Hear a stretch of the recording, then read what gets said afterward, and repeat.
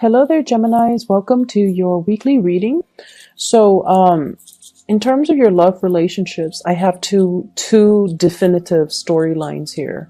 So take what fits for your situation, okay? And because I feel like I'm speaking to two groups of people, but the underlying energy is that there is, for those in relationships, I feel like there's third party situation.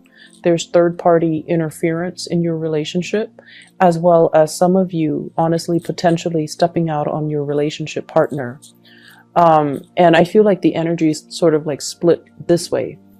So I want to talk about, first of all, the person that you're dealing with. Okay, this is the partner. And for those of you in a partnered relationship, I feel like it's a marriage, and I feel at least, this is somebody that's been given a title. So we have here the Empress.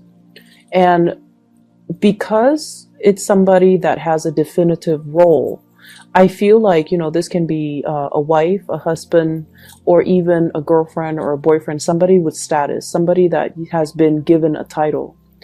And the way that this person is, they're very maternal, they're very nurturing, very, very caring. And they do a lot in order to maintain the household.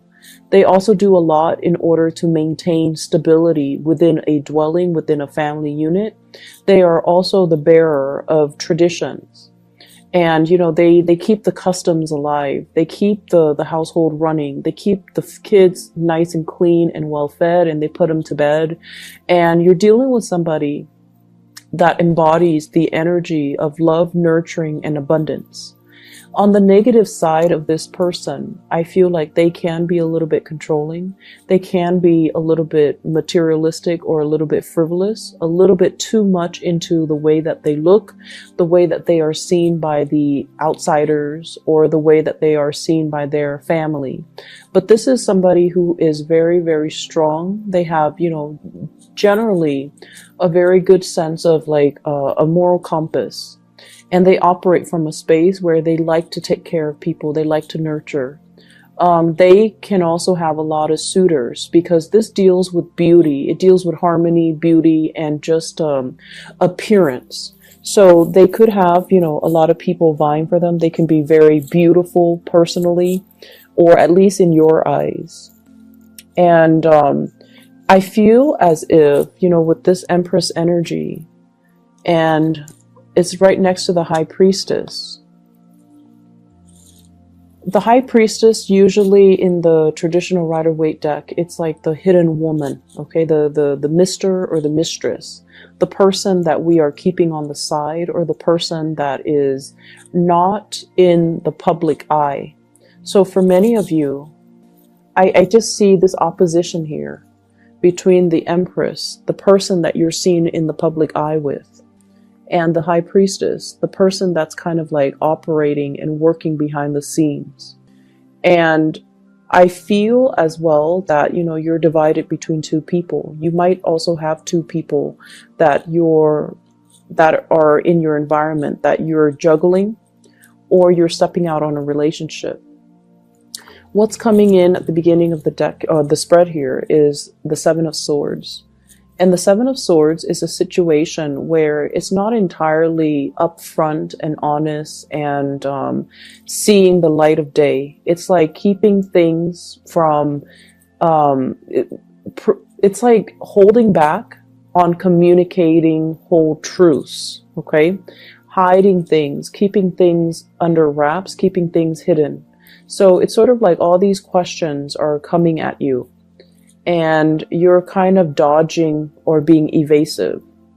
Or at least, if this is not coming from your end, somebody is dodgy or being evasive when it comes to, trying to get to the bottom of things, trying to get answers, trying to get some type of clarity in a situation. And when it comes out as this, as a sword energy, I feel like a lot of it is coming from your end, where you're dodging people in the interrogation process, where you're being very evasive. You're being very careful about what you're revealing, and you're also being very careful about what you're holding back, and what you're choosing very wisely, actually, what you're choosing to tell people, what questions you're choosing to ask or answer, and what questions you're choosing to evade. So there's this evasiveness that's coming through. And I feel like in the relationship sector, it usually denotes, third parties. It usually denotes another person that's in the mix. I'm also feeling as well that you could also be dealing with somebody that is like this, where they're keeping some information hidden from you and you're trying to find out. You could be getting to know this person and you might see this person as the one that you want to, build a relationship with. But there is some sense of like, they're either in your eyes being evasive or they're kind of mysterious. They're kind of hard to pin down. And because of it, the attraction between you and this other person is very, very, it's felt on a very spiritual, on a very deep rooted level. As well as this sense of bewilderment, this sense of mystery, this sense of wanting to possess another person, wanting to know them inside and out, wanting to ask these questions. But for whatever reason, you're going about it, asking the questions in a very roundabout way. And I feel like the energy flows both ways, okay? For others of you, you could be dealing here with a fire sign. We have here the Knight of Wands. This is somebody that hails from a foreign place, from a foreign land. And I usually associate it with this with Sagittarius, which is your polar opposites. But it could be, another, whatever fire sign, Sagittarius, Aries, or Leo, Sun, Moon, or Rising. This is someone who's quite passionate. They don't stop in one place for too long. It's like, the Rolling Stone gathers no moss. They have that mentality. They're very here today, gone tomorrow. They're very exciting. They're very passionate. They go after what they want. And I feel almost like relationships are nice in their lives, but they're kind of like the nomad. They're constantly looking for new pastures. They're constantly looking for new adventures. They're constantly looking for new land to explore, to roam, to conquer. And I also feel as if you're involved with this person, there's a lot of things in their past that you're trying to figure out. But I don't know why. It's just the communication is not very straightforward. It's almost like you both are feeling this really strong attraction towards one another, but there's a sense of like, they're like this. Can I trust them? Or they're also wondering, the Gemini person is like this. Can I trust them to be truthful and faithful? And then you're wondering, can I trust this person to be truthful and faithful as well? So if you're dealing with a fire sign, Sagittarius, Aries, Leo, Sun, Moon, or Rising, there's this element of wanting to tame the beast, to possess the person, to have them do your bidding, to want to control them, to try to like contain fire, that wand's energy, to try to contain it in your hands. So you might have very well met your match for this week, Gemini. And, this is not just somebody that just randomly comes into the picture. I feel like there are things about them that kind of, it's almost like the attraction I feel is very strong, as well as the temptation to want to control, to possess. They could be very possessive towards you, and you could be likewise very possessive towards them. And I feel like there are clashes when it comes to egos. One person wants to be free. One person wants to, I'll come and go as I please. I can't be contained. And then the other person wants to possess, wants to control, wants to dictate, how the relationship is going to go. And so it's almost like in the process of trying to contain fire in your hands, you might get burned. You want to be a little bit careful if you're dealing with this character. Not that they're not a bad person, but they value their independence so much that it's going to be very difficult for you to tell them, like I see this energy. You sit where I tell you to sit, it's not that severe, not that controlling or manipulative, but I feel like it's this back and forth that you have with another person. And the back and forth, the communication though, is very, very, very wavy. It's not straightforward. And so in order to deal with this type of energy, if you're dealing with somebody that you really like and you want to, build something with them, clear communication, especially if it's a fire sign, Geminis, you need to be very straightforward with your intentions. You need to communicate in a very matter-of-fact, blunt manner, because I feel like all fire signs really appreciate is just, they don't like cryptic messages. They're too impatient to try to figure things out. And they're too impatient to wait for you to state your intentions. So the way to deal with this is with the High Priestess energy coming in the middle of the spread. It's sort of like, let's try not to hold back when it comes to communication. Let's be very clear, and let's not be cryptic when we are dealing with other people. It's a general, good rule in life. But I feel like for some of you, there are just some things here with power struggles and control that's really interfering with your relationships. Okay? For others of you, it could be this fire sign that is stepping out on the relationship. There's an overall sense of mistrust between you and them. And there's an overall sense of like wanting to, they might have several options. And with the partner you're dealing with or the person that you like, they might be somebody that smells really good, that looks really good. I see a lot of flowers here. So I'm tempted to say like smell. Somebody who's very, very tactile. They could very well be, extremely beautiful, handsome. They take care of themselves. They're on a pedestal. They're just kind of like floating up there. So it's like you at least put them on a pedestal and you feel like they're too good to be true. You want to possess. You want to bring them back down to earth. Or likewise, somebody could be doing this to you. But I just feel as if it's an energy of like freedom versus commitment. And it's an expansive energy as well that deals with, it's stirring up some insecurities from both parties. And as a result of it, I feel that it can be very challenging when it stirs up our insecurity. And when we feel like we can't communicate properly, we feel very rattled by the other person whenever we're around them, and we can't really gauge their intentions, or we can't really gauge what we're about to do, or they're coming so fast and they're coming on so fast and so strong that you wonder, do they do this with everybody?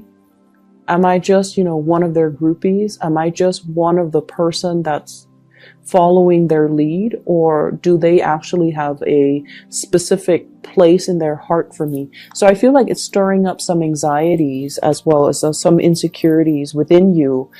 It's exciting. It's very exciting, but it's also very topsy-turvy. And so what you decide to do, I feel, is that you need to take control of this situation, and you need to have some type of clear and straightforward communication. So rather than, keeping them at bay and potentially driving them away, if you really like them, you want to have some type of a mutual understanding, agreement, consensus, or at least, allow them to kind of just understand where you're coming from. Because I feel an energy of like, you can leave, just go, I don't need you. But deep down, you do need them. You want them to come back, but you want to play it off. You want to appear aloof. And so I feel like there are a lot of cues, things that are lost in translations. There are also a lot of miscommunication as well that needs to be worked out. I don't feel like it's getting resolved. but it needs to definitely be worked out in this spread, okay? At least for this week. So if this sounds like the situation you're in, where it's not third party, but there are fears of third parties, and you need to kind of just, open up that channel of communication. If you are dealing with a third party, I feel like your intuition is leading you on the right path towards kind of freeing yourself and not being, it's like, being wrapped around somebody's fingers and feeling like they've got you pinned down. You can't go, even though you want to go off with somebody else. It feels like that to me. Moving on to other areas of your life here. This is pretty much serving as your spiritual advice. And what I feel overall is you are going to be playing mediator this week, okay? And I see some issues when it comes overall here to dealing with people, giving advice to people, being kind of like the onlooker in a conflictual situation. So for many of you, you might be, you might work as a therapist. You might play therapist for family members. You might play therapist for friends. You might be as well playing therapist for coworkers who are not getting along, who are competing with one another, who are working at cross purposes with one another, who are not communicating very well. And so you're going to be kind of like the person that they all go to vent their emotions, to vent everything that they're feeling. So whatever, frustrations other people are dealing with, they're going to come to you, and you're going to be kind of like that shoulder for them to cry on here with this Queen of Cups. And I also feel, this is family, this is friends, coming in, as well as people in the workplace, not so much coworkers, maybe even people that you're managing, supervising, teaching. There's a big element here about training. Learning a new craft, learning a new skill. Everybody's on board, working in the same direction, building something of lasting value. And I feel like, it's a process where we want it a specific way, but then we understand that the skill set of the people that are tasked with completing this process, they might not be capable, they might not be competent. So we kind of have to lower our expectations and kind of like go to their level to teach them where they're at. So I see you as being sought after for advice, for your opinion, for your skills and expertise. And I also see you giving logical, tangible advice on the practical front, but also giving, emotional advice as well in other areas.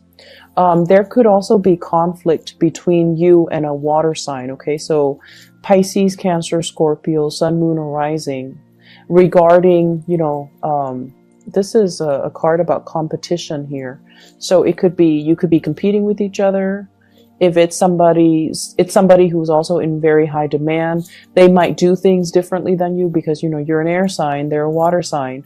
They're not going to move as fast as you'd hope. So if you're waiting on them, there's going to be that element of frustration. The career front is looking really, really good here with the sun. The sun indicates to me, the spotlight. It's sort of like the areas where you shine, or the areas where you're very, very visible. Everybody sees everything that you're doing. But it's next to the Three of Pentacles, which denotes that people are soliciting you. They're trying to find you. They're coming to you in droves to try to get your expertise, get your ideas, get your opinions. So I feel like you're giving off advice, and then the other person stalls, and they're trying to, work one step at a time. So when I mention like the people in your midst, they're tasked with doing something, but their skill level or their expertise or their capabilities are not on par with what you had planned for them. So you have to lower your expectations a little bit. This is sort of like somebody who doesn't really know how to do things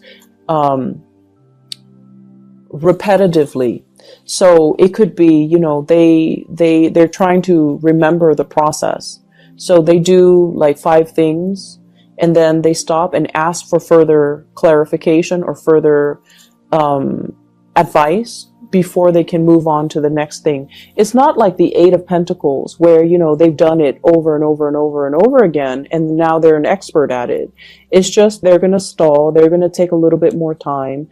They're going to need a little bit more guidance before they proceed to the next step. So in opposition, so it's like, it's not like this where they're kind of working without direction. You know, they know exactly what to do. They know how to do this because they've encountered it before. This is sort of like waiting for feedback, waiting for the next step, waiting for further advice. So I feel like it's a stop-go in the work front, but people are stopping and going.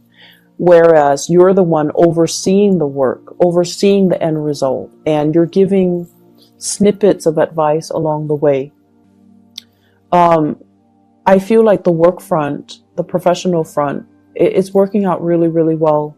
It's just as well, I feel, with this love situation, you know, if it's a third party interfering, it could heavily be as well, like, you know, I'm hearing like unwanted attention, a lot of unwanted attention that can lead to misunderstanding as well. So it could be where there's like an active third party interfering in your relationship and it's creating jealousy. Even though you're not partaking in that, it can also create jealousy. It can create misunderstanding when you're trying to nurture and foster a relationship with somebody else. Okay, so I hope the reading has been helpful for you guys. Best of luck for this week. Okay, take care. Okay, take care. Okay, take care.